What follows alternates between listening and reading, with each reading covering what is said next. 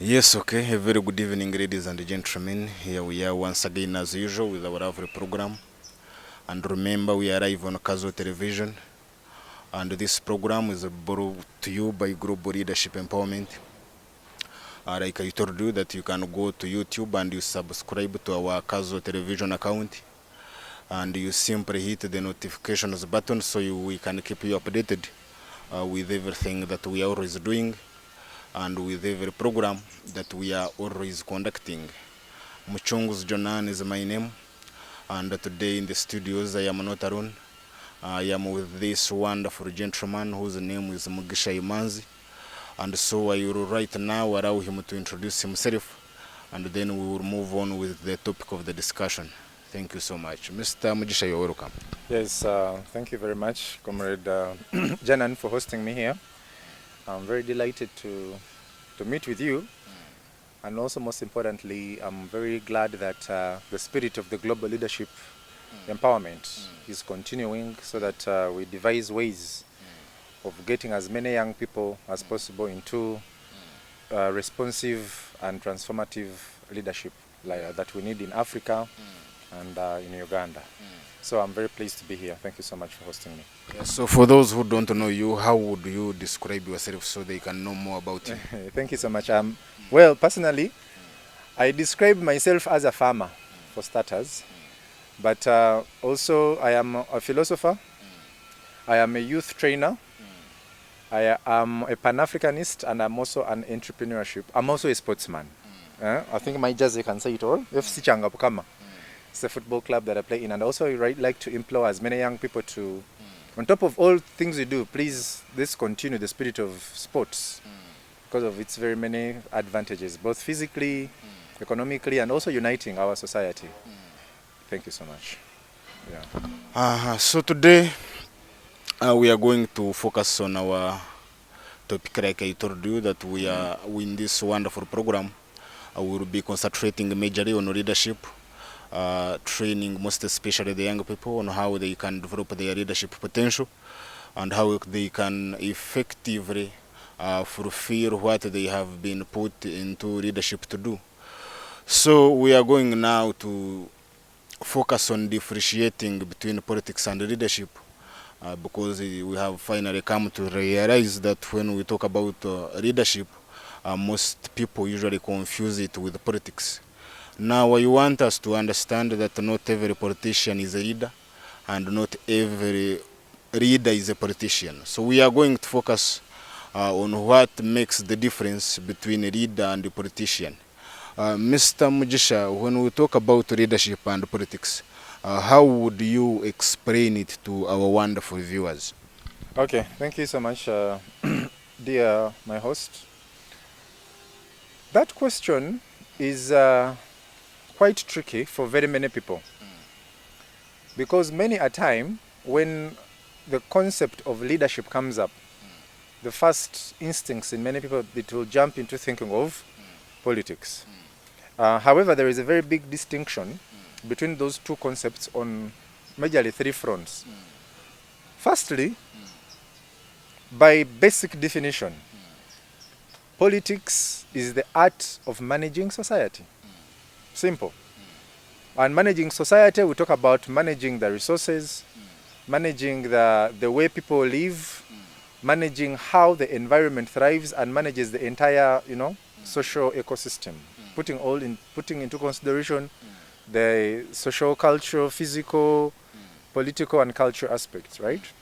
So how to manage the society, that is politics. However, on the other end, leadership is not only about organizing people, but it takes it a notch higher to the point that I can describe leadership as the selfless service someone offers for the betterment of humanity. Now, when I talk about selfless service, I mean for one to be a leader, you don't need to be appointed. If I am a leader of my household, nobody elected me, so nobody can tell me, no, now we no longer want you, no longer the head of this household, go away. No, this is leadership that comes, it is a selfless act that I give.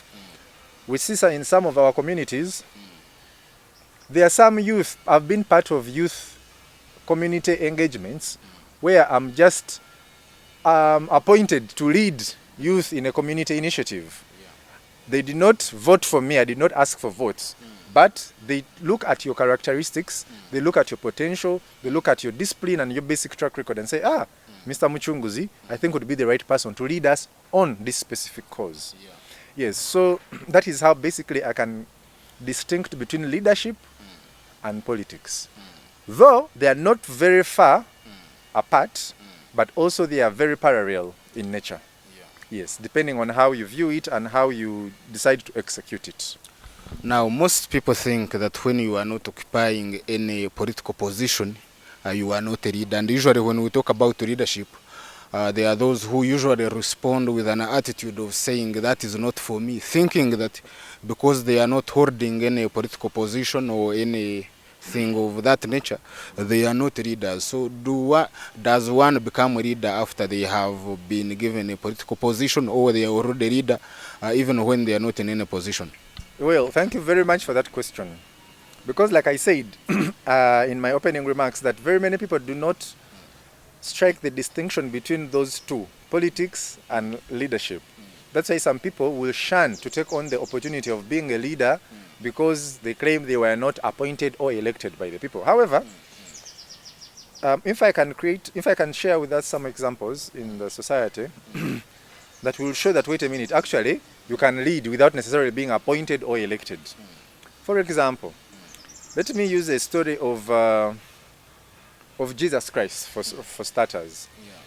When Jesus Christ came, he took very many people by surprise, especially the power structures that were at the time, right? Jesus was not appointed by anybody. So the government did not recognize him as anybody, but he claimed, right? He was the Son of God, and also claimed they were pushing the narrative that this guy is saying he's the king of the Jews. They said it in a mockery term because he was not part of the hierarchy of leadership. He was not part of the family, but he came and claimed to be the leader. And he actually got people. People started following him. His word started spreading. Why did this happen? It is because Jesus Christ, much as he was not elected or appointed, he exhibited leadership skills that convinced other people that, wait a minute, actually this man is serious. How? He had great mobilization skills. Jesus would mobilize people. How? He had a team already. And now we are going into, I think, another phase of some of the characteristics of leaders. Firstly, he had an objective. His objective was, I have come to teach the people to shun the ways of the world and get back to God by surrendering their lives to God through me, Jesus Christ, the Son of God. That is already a revolutionary agenda he had, right? 2, because he knew he would not do it alone, he needed a team. Jesus Christ assembled a team of 12 disciples, right?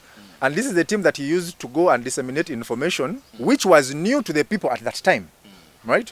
Thirdly, because Jesus Christ knew that it would be hard to convince these people that I have brought a new strategy or ideology, I will have to prove some things to them. That is where he brought in the chip of making miracles. So every time he would make miracles, he would ashame the doubters, but also inspire as many people to start believing that, wait a minute, this man actually is right. And remember, at that time, he was not the only man who had power. There were other voodoo, juju people, what are they called, witches, who also had their powers, and they were in contradiction with this new man who had brought things. So, why am I saying this? He was not appointed until the power structure of the time were like, no, this man has disrupted our entire ecosystem and he needs to go away.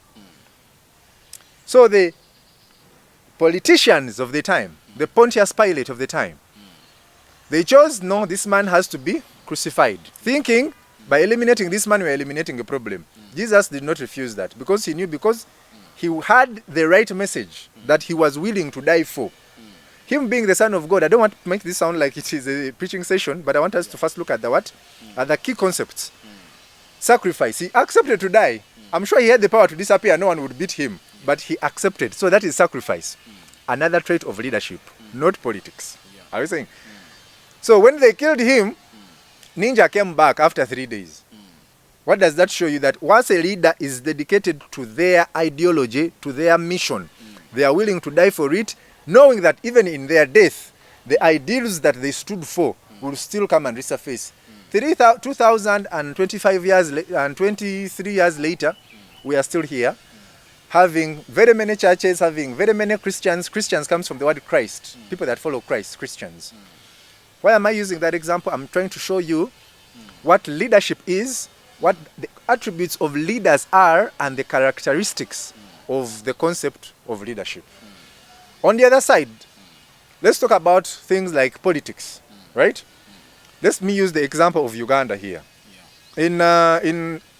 After the Obote administration in 1966, when his army commander, General Idi Amin Dada, chose to topple his boss so that he could become the president, it did not go through any democratic dispensation, even when we had a constitution to follow. He toppled his boss, he became president, right? But the whole world at this point knows what happened to that act he made. Because when he captured power, those 9 years when he reigned supreme in Uganda, we know how many extrajudicial killings that happened. We know how many abductions happened. We know how much ethnic cleansing happened when the certain tribe was fighting with another tribe. We all know what he did. We're kicking out the Asians and impoverishing our economy as a country. Actually, Uganda became a laughing stock. Why? Because of a politician that we had who wanted to prove to the world that he's the leader. Gave himself all these titles: the conqueror of the British Empire, the king of animals on land, air, and sea, and all those other things that you know. And I'm not saying he didn't do any good things. He did a lot of good things. But if we were to look at the two differences between the leader, his characteristics that I mentioned of Jesus Christ, and then now the politician of General Idi Amin Dada, I think you can see the distinction between those two. Now, when you talk about that, I believe we all understand that to give a person power is one thing, and how they use it depends on their ideology and their philosophy. Yes. So now we are looking at the politicians that we have, who at the end of the day are our leaders. Yes. So now the philosophy and the ideology they have, do you think it is the right philosophy? Is it the right ideology? Because they will have to use power basing on what they believe to be true. So Idi Amin, like we have said, thought he was doing the right thing because he was ideologically oriented that way. Yes. So now, what do you think is the right philosophy and theology that a leader should have? Thank you so much. Now, that question is what we would call relative. It is not absolute because there is no one shoe fits all approach to leadership. However, there are some what I would like to call common denominators that are supposed to be in the whole concept of leadership. Firstly, leadership is a selfless service, whereby you look at the interests of the people that you lead before you look at your personal interests. Something that has eluded very many of our leaders, stroke politicians that we have. For example, me and you know that the moment this parliament, the current parliament, went into parliament, their first issue to discuss was to increase on their remuneration, salary, allowance, car, facilities, blah, blah, blah. And when you look at that, all those were personal benefits. Because if you tell me that their first motion would be, guys, let us increase the constituency development fund from the current, say, 12 million to 50 million. That would mean that, wait a minute, okay, these guys, balo zakubantu babwe. But the first thing was personal. Cars, emoluments, facilitation, blah, blah, personal, to safeguard themselves against inflation and poverty. Now, that is why they got it wrong initially, right? So, attribute number 2, besides selfless, 2, you have to have a pro-developmental ideology or program. Because if you're coming to lead people, what are you going to lead them into? Because you can lead people to failure. You can also lead people into success. So, the ideology, or rather the set of ideas a leader should be having, would be ideas to lift the people, firstly to identify what are the challenges that I'm going to counter with my people. If in my constituency, I stay in Chisasi, which is Nakawa, There are very many unemployed people. First run the data. See that in Nakawa constituency, say Nakawa West, we have a population of 1.2 million people.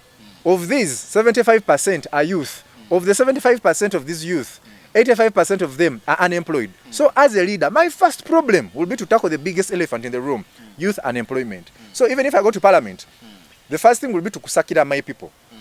Train these young people, organize them, train them, educate them, and create facilities or programs that are pro-people. Secondly, it could be an issue of the environment, because now, like you can't talk about anything without talking about the environment in the face of climate change and everything. So if I know that even if I bring all the resources to my community, to my people, but when the globe is facing climate change, the globe won't burn and my people stay. No, I'll see what is the continental factor, global change. How do I start addressing this issue with my people? How do I start teaching my people about this? How do I lobby from the government? How do I lobby from the private sector? How do I lobby from the international and development actors? So those are tenets. A leader has to be sharp. Identify the problems, get a quick fix, not a quick fix, sit, plan, strategize, mobilize, and then engage fully. Thirdly, you cannot be an adequate leader or, what should I say, not a good leader without understanding what we call the socio-economic problem of your area. Because problems or challenges in societies are different. For me, I can come here saying, Vanang, the problem in my community, we don't have water. We don't have access to clean water. And my entire lobbying and everything is on clean water. However, when there are other things like there is a lot of domestic violence in my community, there is a lot of youth unemployment, there is a lot of crime, there is a lot of corruption, there is a lot of, all these things. So a leader has to be 360 degrees knowledgeable about the socio-economic challenges so that they can address them directly. But then what I want us to consider is the other side, which we usually forget, which we usually ignore. We have been, as a people, conditioned or cultured to vote for leaders not on account of ideas, but basing on what they have given us. So if you are to be a leader of a certain constituency or a certain district or what, people usually expect you to give something to them. They usually expect money, in other words. Yes. So now someone sells their property, then they distribute money to the community. At the end of the day, they want their money back. They want to replace their resources which they used. Yes. So the first thing they will have to do is to think about themselves. Don't you think that must change, even beginning with the local population? Thank you for that question. I want to address that I'll start by saying, scientifically, humans are selfish by nature. I am selfish. I can tell you for fact. And everyone is selfish.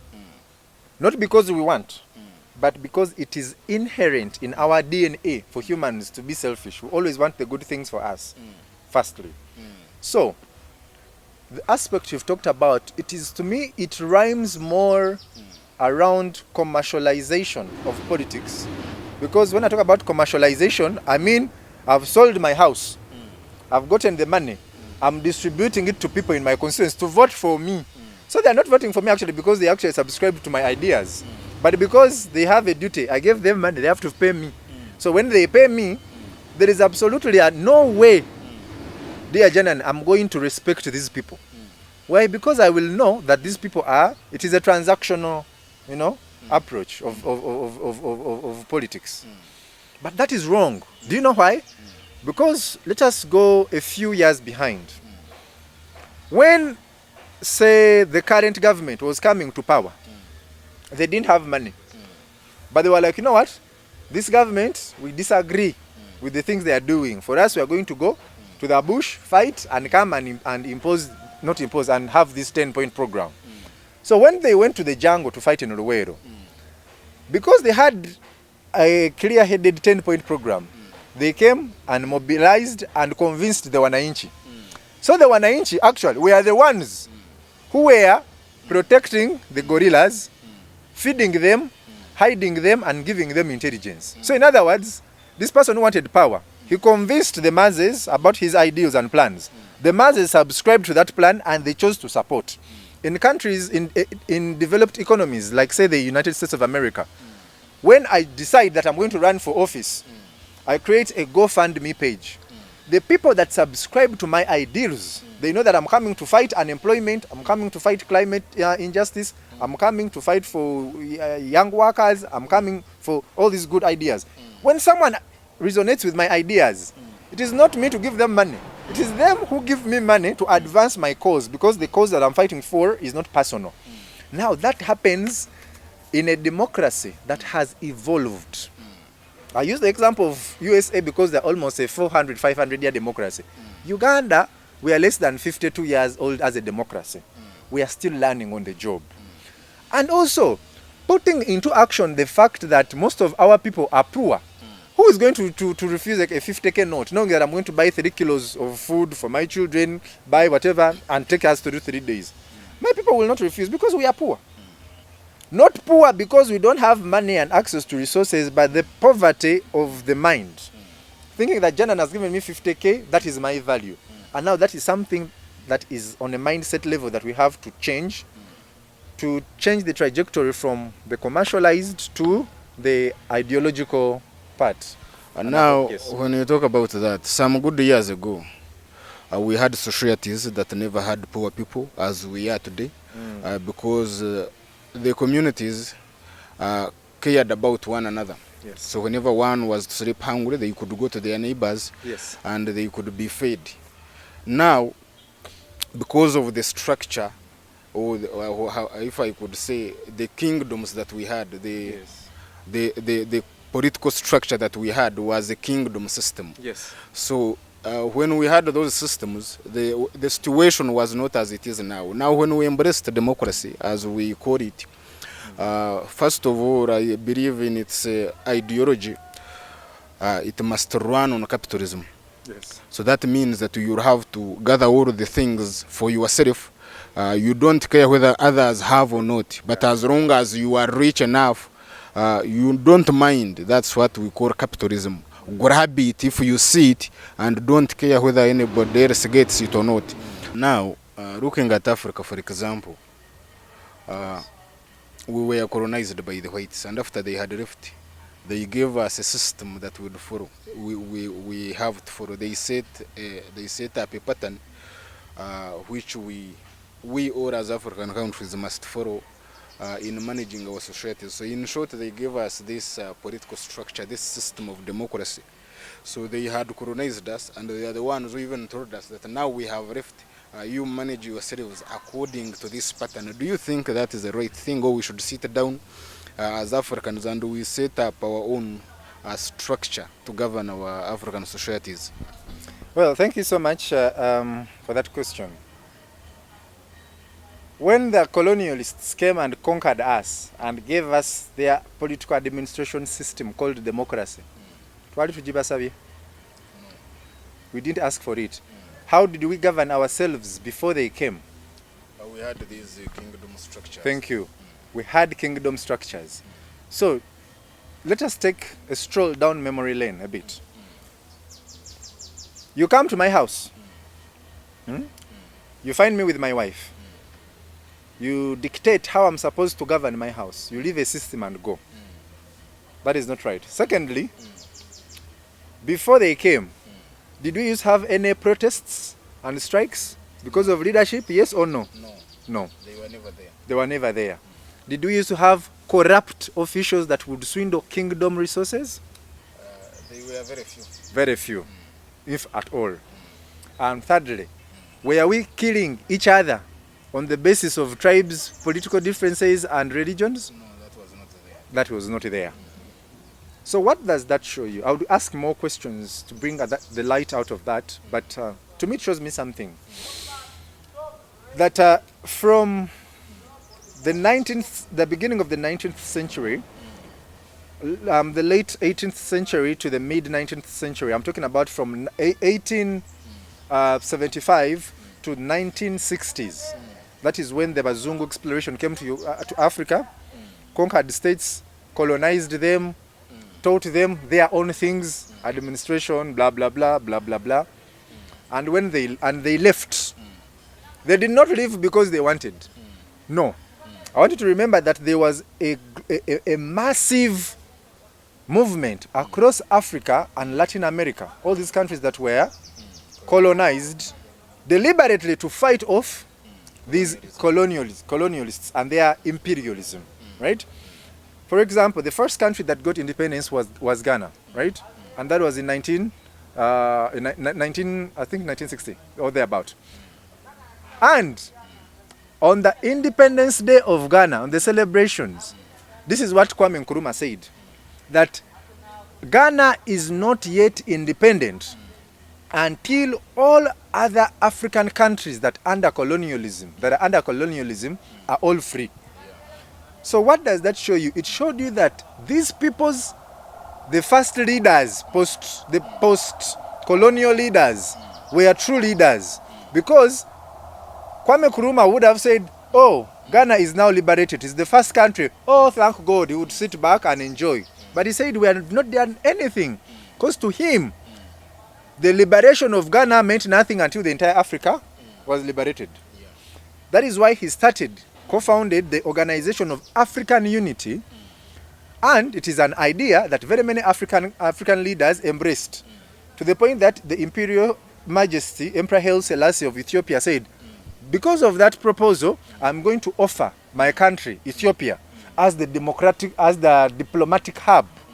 And also, we shall have the offices of the African Union to start our actions here. It has to be intentional.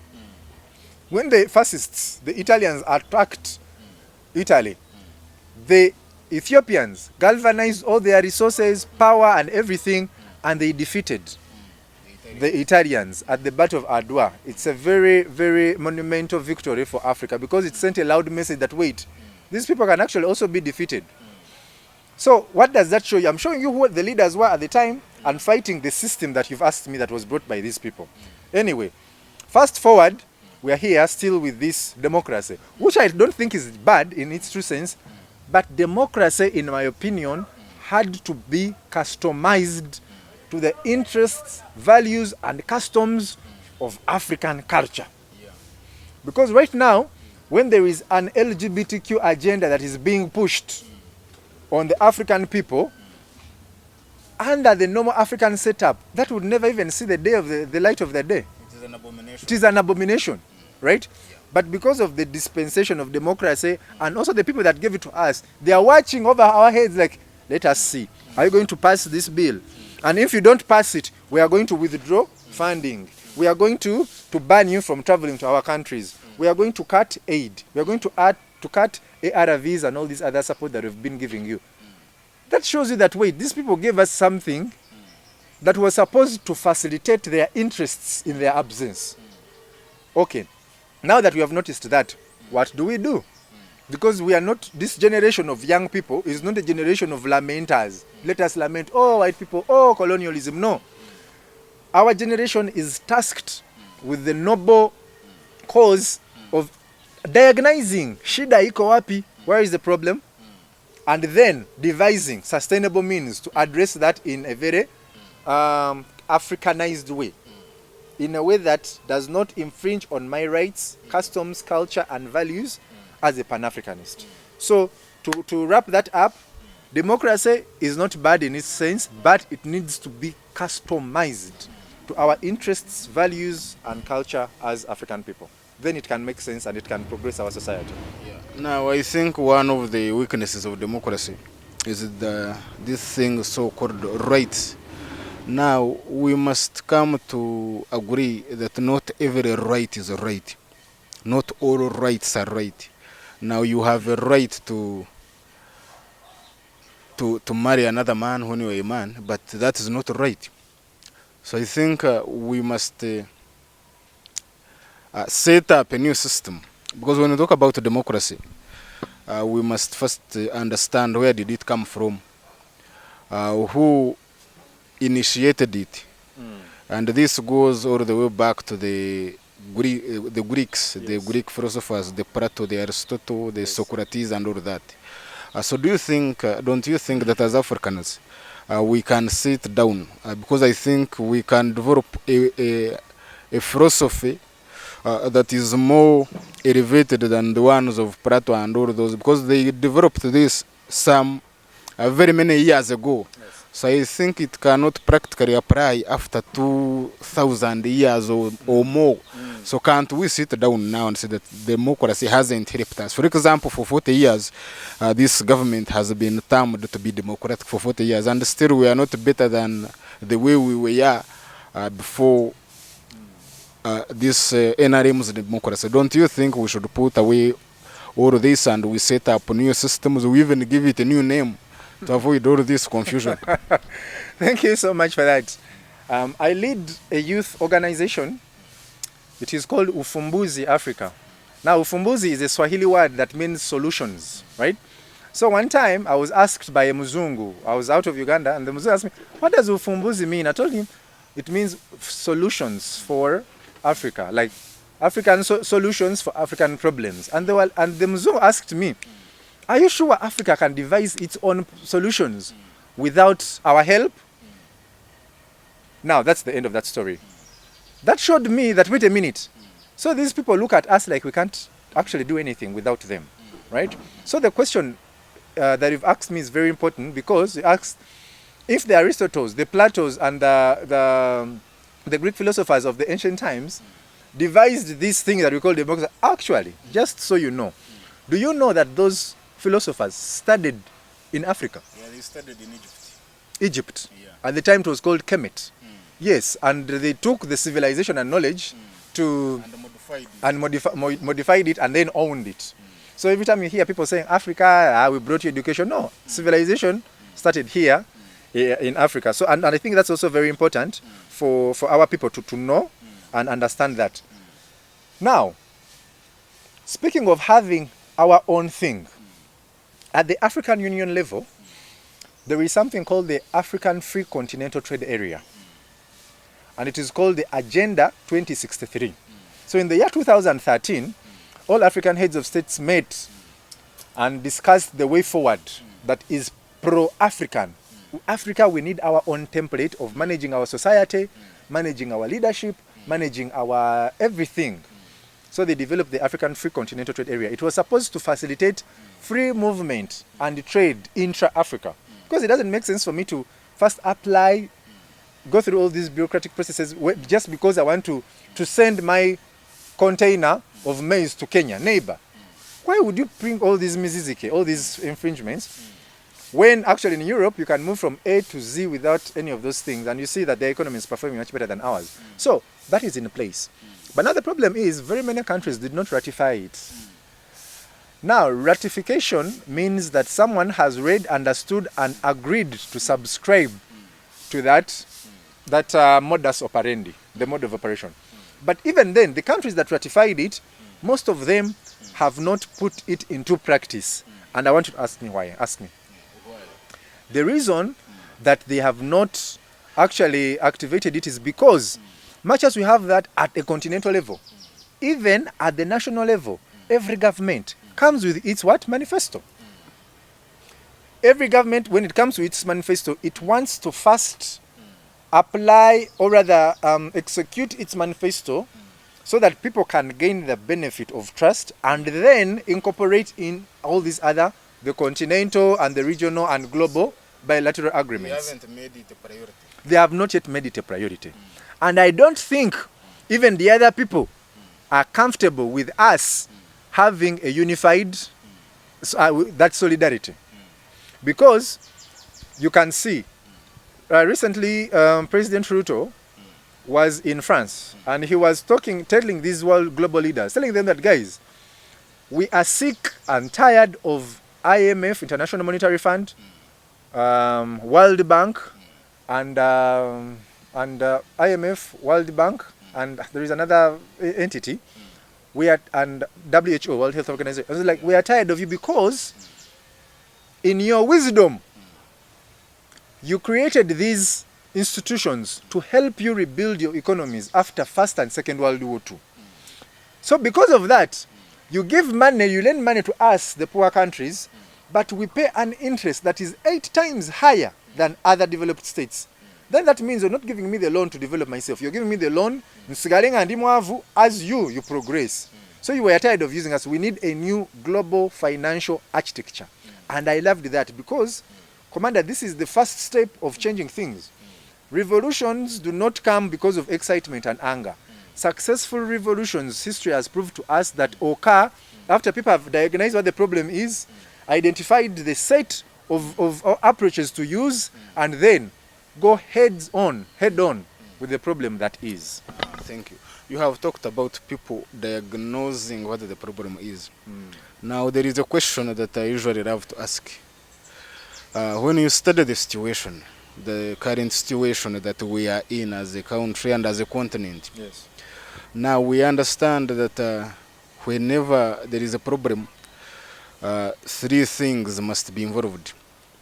Either the problem must be the leaders, Yeah. or the problem might be the leadership system, or the problem might be both the leaders and the system. Yes. So when you look at this regime or this structure that we have, do you think the leaders are the problem, the system is the problem, or the leaders are a problem and the system is a problem also? Thank you for that question. It's quite technical because one thing that I know, Janan, even if you're the most well-behaved boy in Africa, and we put you in a community, in an environment or a setup that is full of hooligans, rascals, trust me, you will resist at first. But over time, you will surrender to the system. Not because you want, but because that is the natural thing altogether. So even if we have good leaders in Africa, the system that they inherit, the system within which they operate, cannot allow them to thrive and advance the interests of Africa. Can I tell you one thing? Uganda has troops in Somalia. Uganda has troops in DRC Congo. Uganda has troops in South Sudan. But I can tell you in countries like Somalia, where Uganda has the biggest threshold of troops, we do not even have 2% decision-making power at a strategic level. What does that show you?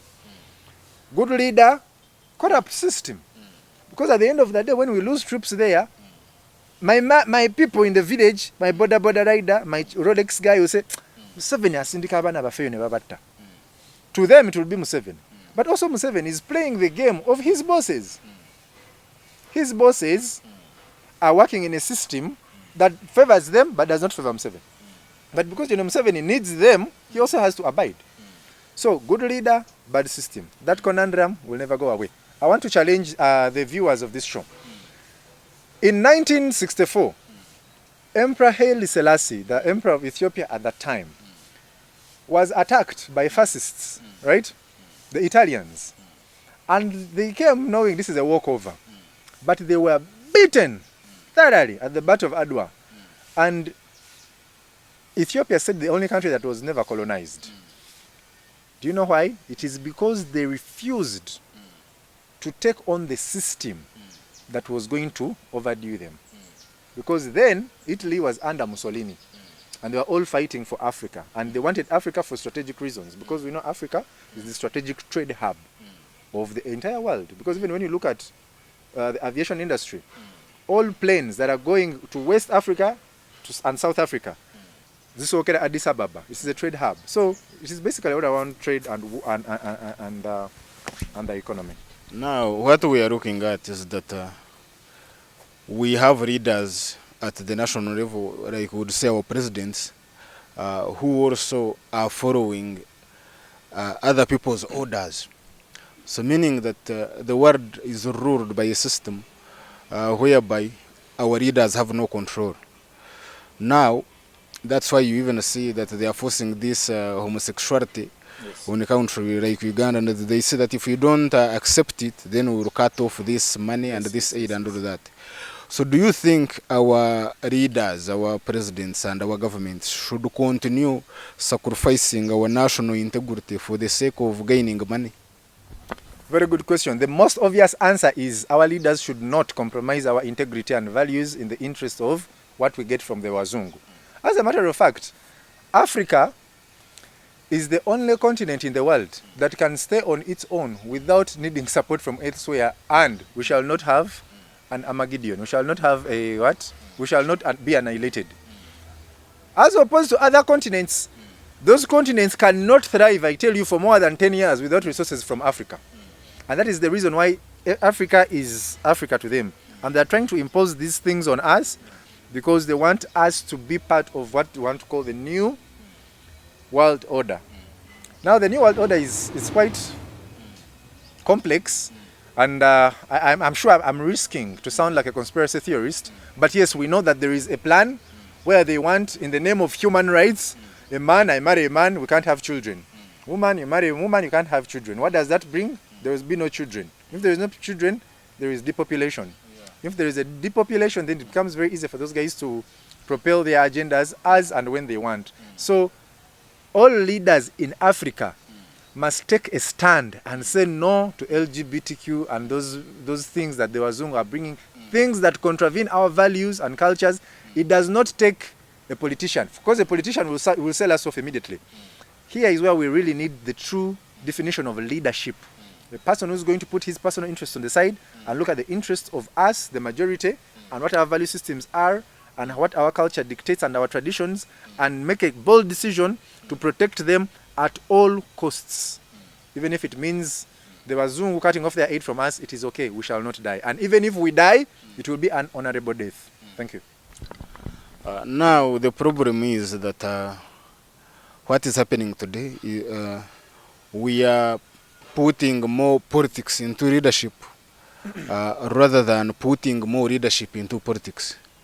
So most of the people are in leadership positions, but they are not effectively rendering the services to the people. Yes. And this is as though it is not going to change. So what should the most, especially the young people who are hurt the most, what should they do now? They don't have money, they have no influence, they have no, they don't even have a mouth with which to speak. Their voice can't be heard. So we are almost surrounded on every side. So what should we do? Should we make an uprising, a riot? What should we do, probably? Thank you. That's a very good question, and it's extremely difficult to answer because it has very many faces to it. My first response would be, we need a revolution. And when I talk about a revolution, I'm not calling for a violent revolution, but the revolution that I'm calling for is for young people. Before we even excite ourselves that, oh, we want to be a leader, there is some homework we need to do. As young people, we need to prepare ourselves. Firstly, do we read? Do we understand stuff? Comrade, I was disappointed. There is a time recently in this current parliament, I saw a member of parliament that could hardly read her own notes. My heart sank. So, for me, it's much more than reading and writing. That is basic. Reading to broaden our perspective about life, about economy, about politics, about society, about nature. So that by the time I come to offer myself as a leader, I know what happens when there is youth unemployment. I know that when there is youth unemployment, it's going to lead to more crime. More crime is going to put more pressure on security forces. That pressure from the security forces will put the pressure on the national budget. And our leaders, when there is so much pressure, they need to pay for many things, they don't have the resources, they're going to turn to borrowing externally. When you borrow externally, you're putting your country in debt. When you're putting your country in debt, you're keeping the country's economy low. So that means it's a vicious cycle of poverty. But unless you read, you won't understand that. You will think, oh, bavubuka tetulina mirimu, end of story. No, butaba na mirimu bwa bavubuka. It creates a spiral effect that generates almost 1,000 problems. So, firstly, young people, we need to prepare ourselves for the revolution by reading much, wide, and enthusiastically. 1, 2. Young leaders, youth especially, we have to take the issue of getting mentors very seriously. Because even if you look at, let's use the example of the current leaders that we have in this country. Let me use the example of General Yoweri Museveni.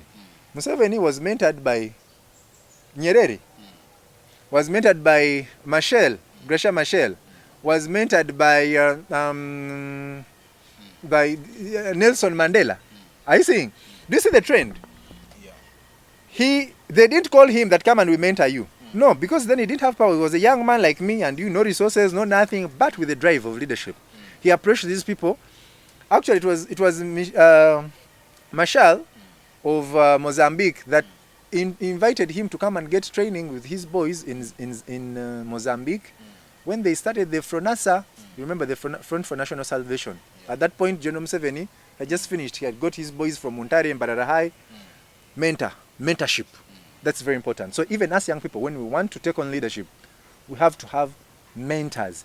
Even when you're looking at the current leaders, not just political, even people like Elon Musk, he had a mentor in who? In Steve Hawking, the astrophysicist. He read a lot about Nikola Tesla. Actually, that is where he named his cars Tesla from. Nikola Tesla, who was an inventor and an astrophysicist in the 19th century. So mentorship gives you that inspiration. You learn. By the time you're into leadership position, you're not going to make the mistakes your past leaders did out of excitement, mistakes, or sheer ignorance. One of the problems we have when we talk about that is that most of our leaders are unapproachable. When one becomes a leader, they build the fence around themselves that even when you wanted to approach them either for advice or anything, they think you have come to beg for money from them and all that. Yes. So others reach an extent of hiring security guards to protect themselves from the people. So we find it hard that even if we are we are willing to be mentored, those who would have done the job are not willing to mentor us, so we remain in that state of confusion. So now that's the thing. Now a person that does something like that is not a leader, is a what? Simply a politician. Simply a politician, because that is by definition, by actually just actions. That shows you that this person is not pro-people. He's pro-self. This can't be a leader. But also, as youth, we are lucky that we are in a generation that has given us an olive branch of alternatives in the name of social media, in the name of digital literacy. I could want, say, Chairman Norbert Mao to mentor me. But if he is inaccessible, I can choose another person online that are willing. Actually, there are very many leadership mentorship courses online. You can get an online mentor. They check in on you, you check in on them, you exchange communication, you exchange knowledge. So that is alternative one. Alternative two is that is the problem of having leaders that are politicians. They do not understand that actually building a wall fence around my house, I'm showing a signal to the people that, guys, I don't need you, give me my space, which is supposed to be the other way around. So we could use the online digital space. That is one. But secondly, we could also look for mentors that are within our reach. If I know Chairman Norbert Mao is very far to access, but also the district chairperson is a good guy and he's mulaba tulaba samba fenaka pira. Sometimes we jog together. I can go for that as an alternative. But the whole point is, whatever it is, we should have no excuses. We should do whatever is within our reach to get mentorship. Whether it's physical, online, whatever it is, we should use all the options there is. Yeah, remember you're watching live Kazo Television, and like I have told you, you can go to our YouTube Kazo Television account and you subscribe. You can hit the notifications button as well, so we can keep you updated with our wonderful programs. Now, finally, we have come closer to our conclusion. So, Mr. Mugisha, what would be your concluding remarks before we end this program? Thank you so much. For my concluding remarks, I would like to send a message to the youth of Africa. Because, actually, we have to start thinking Africa, continental and global, right? Yeah. Firstly, as youth, we have to understand what are the trends, what are the global challenges now that we are facing. If we identify that the problem of climate change is becoming a huge, it is actually already a huge elephant in the house, but it's not been given much publicity. Let us start with that. Give it all the attention, devise approaches how to change, but most importantly, be proactive. Secondly, we have to look at the trend that is coming and is going to affect us, the youth. We see that the current cars we have on the roads, especially in Uganda, they are what we call internal combustion engines. ICEs, meaning they burn fuel. However, there is a new sheriff in town in the name of electronic vehicles, EVs. I think even so the government is trying to push for the electronic vehicles, our buses, the Kayola and stuff, right?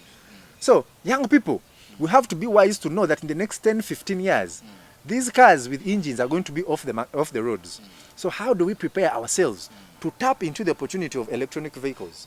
So do we start writing to the government to help us start skilling the young people of how to work on electronic vehicles, to get charging stations, how to even import them, to start thinking that. Are we together? Because that will create a transition in knowledge from the current internal combustion engines to electronic EVs, electronic vehicles. Now that is true. Thirdly, from the global trade perspective, youth, African youth, Ugandan, let us identify what are the trade possibilities that we can, because even if you have democracy, human rights, when you're poor, you're poor. No one is going to give you a care when you're broke. So let's look for the opportunities of trading. How do I, a trader in Kampala, trade with a fellow youth in Kenya, in Tanzania? How do I send their maibucholi? How do that person send, how do they send their say, olives from there, and they come here and we facilitate that trade? We have to look for these avenues, and looking for them, I don't mean that they're not there. They are there, but we have to identify who are the key people, what are the resources needed, and who are the contacts to build. But also finally, I'd like to implore all young people, there is, knowledge is everything. Without knowledge, we shall die like paupers. Even the Bible talks about it, that they die because of lack of knowledge. So let us equip ourselves with knowledge as much as we can.